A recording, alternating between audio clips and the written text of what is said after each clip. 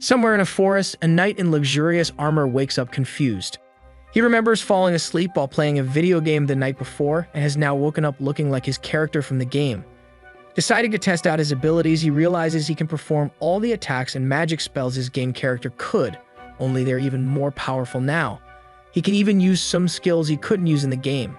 Getting hungry, he notices he has no money or food and decides to travel to a town, using a short-range teleportation spell. Seeing his reflection in a river, he realizes he looks like a skeleton because he chose the skeleton avatar while playing the game. Because every human would think he is a monster, he decides to hide his face at all times and draw as little attention to himself as possible. Arriving at a town called Louvert, he walks around, realizing he needs to find a job. Entering a back alley, he overhears a pink-haired elf woman arguing with someone. Getting excited over seeing a real elf, he tries to approach her but loses her in the crowd. Entering a mercenary guild, the knight asks the guild master for a mercenary license. In order to avoid suspicion, the knight starts acting the way he looks, like a noble paladin, and convinces the guild master he needs the license despite looking rich. To get the license, he needs to hunt 3 creatures: bandits, beasts, or monsters. Later in a forest somewhere, the knight defeats 2 boars when an orc attacks him. Getting excited seeing his first orc, the knight cuts him in half with one slash of his sword. Later, while traveling back to town, the knight comes across a band of robbers who attacked a coach. Having killed all the guards, the bandits prepare to attack the 2 women who are left. Hidden in the bushes, the knight is reluctant to help, unsure he can take on so many people at once. Finally, he makes his mind up and appears amid the bandits, killing 3 of them in one slash. The rest try running away, but with a flying sword slash, the knight defeats them too. Grateful for saving them, the women introduce themselves as Lauren, a royal from the Louvert family, and her attendant Rita. When the 2 of them aren't looking, the knight takes the bandits' loot. While they're going back together, the knight introduces himself as Ark. Even though he doesn't tell anyone, he remembers the backstory for his game character. His character was a cursed knight who was traveling across the land to find a way to cure himself. Back in town, Ark gets his mercenary license, showing the guild master the boars and orc he killed. Happily settling into a room in an inn, Ark orders a whole feast for himself and enjoys it wholeheartedly. He concludes this isn't just a game but real life and looks forward to his future quests, laughing loudly. One day, Ark responds to a request to help a girl pick some medicinal herbs. Because he doesn't want to draw too much attention to him, he decided to only take low-profile jobs like that. Entering a peaceful village, he meets the girl called Marka. At first, she is afraid by Ark's formidable appearance, but quickly warms up to him. While they're walking through the forest, Marka tells Ark her mother is working hard every day to pick medicinal herbs and now she wants to help her by doing it herself. While they're traveling, Ark senses a creature watching them, but it turns out it's just a small green fox with many tails. Noticing it's hurt, Ark heals it with a spell. Fully recovered, the fox doesn't want to leave Ark and he takes it with him, naming it Ponta. Reaching a clearing, Ark and Marka find the plant they were looking for. Suddenly, a gigantic dragon-like monster appears behind Marka. Before it can attack her, Ark rescues her and confronts the monster. Dodging its poisonous breath, Ark realizes he is fighting a giant basilisk, a very dangerous high-level monster. The basilisk attacks him, but Ark manages to stand his ground against it, dodging and blocking its sharp claws and long tongue. Continuing to block the basilisk's attacks, Ark summons a gigantic sword of light underneath it and kills it in one hit, surprised at his own power. After the fight, Ark asks Marka not to tell the villagers he killed the basilisk so he doesn't stand out. He also notices a strange ring around the basilisk's leg, but it disappears before he can examine it. When they return to the village, Marka reunites with her mother, who was worried but is glad nothing happened to her daughter. At sunset, Ark and Marka say their farewells and Marka's little sister gives Ark a flower crown. That night, somewhere else, a squad of knights fights and barely manages to defeat another giant basilisk. They have found the corpse of the basilisk Ark killed and are impressed when they notice it has been killed in one hit. Back at the inn, Ark and Pana enjoy their dinner.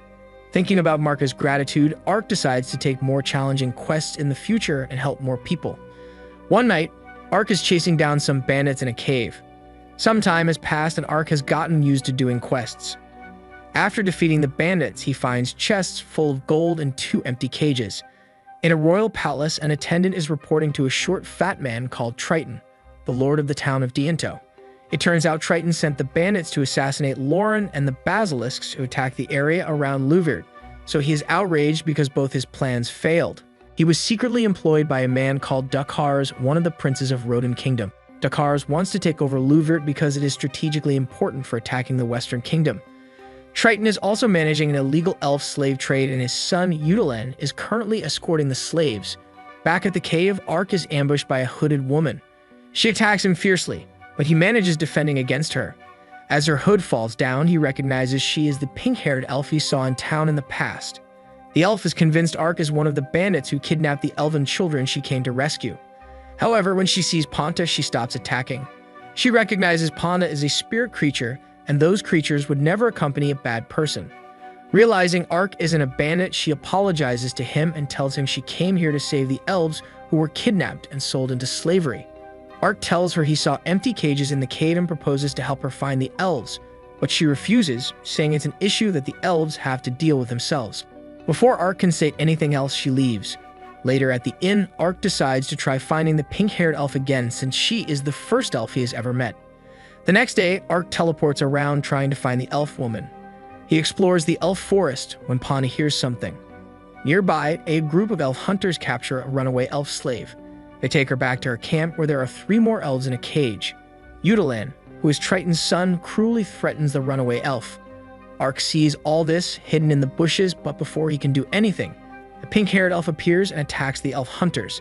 Several hunters attack the pink-haired elf, but she defeats them all with no issues. Suddenly, Udolan takes the 4 captured elves as hostages, telling the pink-haired elf to stop attacking.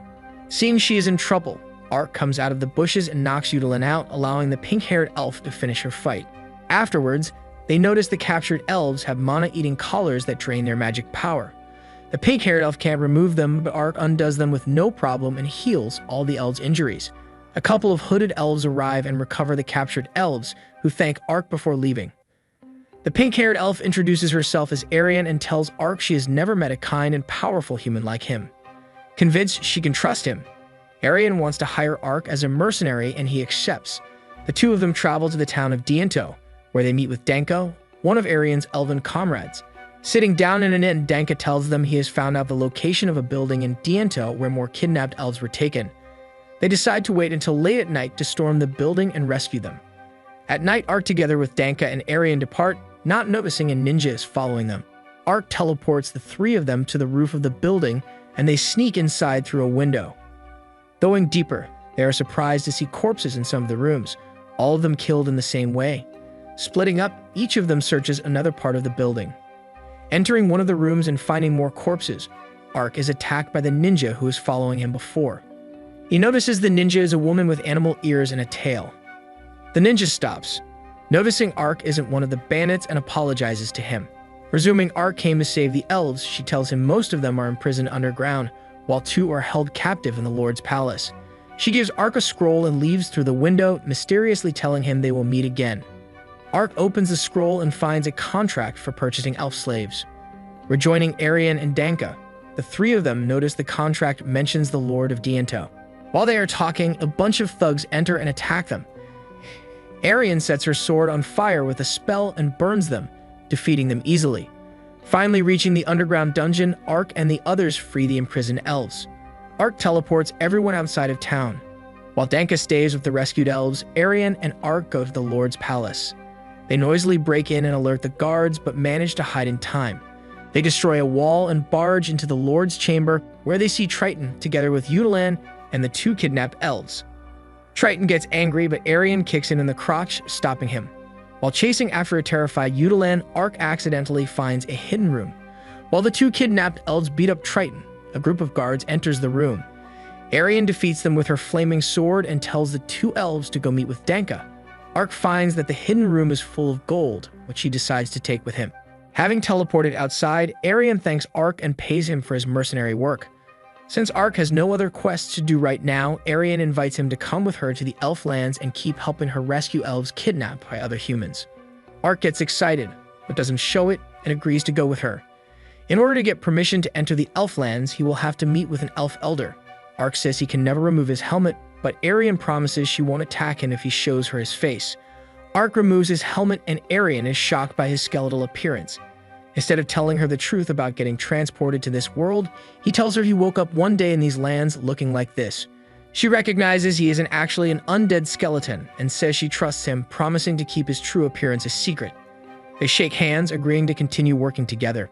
Some days later in Olav, the capital of Rodent Kingdom, the king called Carlon talks to his sons and daughter.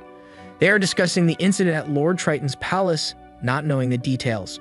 Sect, the first prince, claims the elves are responsible for the incident. The Lord of Diento was previously accused of violating the treaty between the humans and the elves by selling elves into slavery. Dakars, the second prince, angrily disagrees, saying Sect shouldn't accuse nobility just because of rumors. The king considers an investigation should be conducted. Uriarna says that if the rumors about Triton are true, the elves could decide to break their trade arrangements with Limble, the only domain that trades with them. If someone from Diento causes the elves to stop trading magical equipment and rune stones with the humans, Rodent Kingdom would be held responsible and tensions would rise. The king orders Uriarna to go to Limble and make arrangements to talk with the elves. Traveling towards the elf lands through a forest, Arian and Ark reach a river, where they set up a camp and spend the night. The next day, back at Olav, Uriarna talks to her attendant Ferna. She is concerned knowing Dakars is involved in the elf trade and Sect knows it too. Sect wants to eliminate Dakars so that he or Uriarna can succeed the throne. Traveling through the forest, Ark and Arian reach a massive gate surrounded by palisades, which leads to the elf settlement of Lalatoya. They approach a house inside a gigantic tree and the elder, a surprisingly young man called Dylan, greets them together with his wife called Glennis. To Ark's surprise, the elder and his wife turn out to be Arian's parents. Entering the house, they talk over tea and dinner later. Arian told her parents all about Ark's real appearance, so he takes off his helmet, and they all eat together peacefully. Hey, thank you for staying all the way till the end. If you enjoyed the video, give it a like. It takes only a second, but it means everything to us. Have a great day and see you in the next video.